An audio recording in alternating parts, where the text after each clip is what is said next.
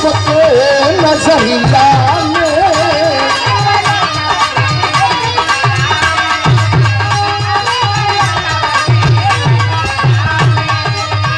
ऐसा ही जो करबू तो आँख जदि मरबू तो, ऐसा ही जो करबू तो आँख जदि मरबू तो दिलवा बेचारा पिघल जाई हो।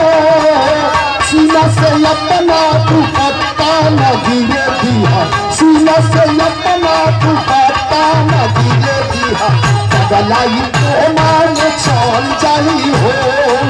सीना से अपना दुपट्टा न गिरे दिया, बदलाई प्रेमान चल जाई।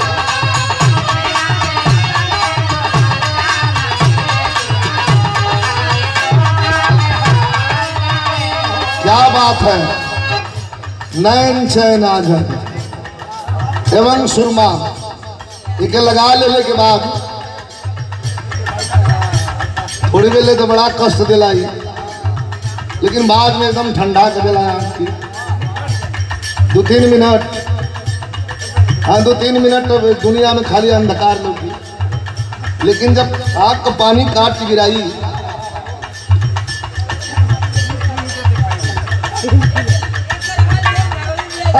बहुत बहुत जगरू भैया बिहाने ट्राई करे कहे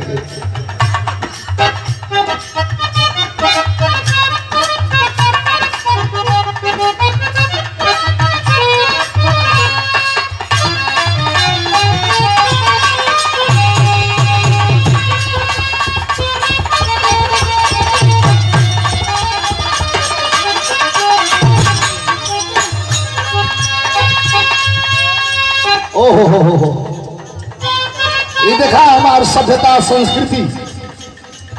रजनीगंधा जी का जवाब तनी से दे दिली है। अब हम अपने लाइन में ले चलते हैं आप लोग के। माता जानकी का हरण करके तिलक भैया ले जा करके रावण अशोक वाटिका में बैठा दिया है।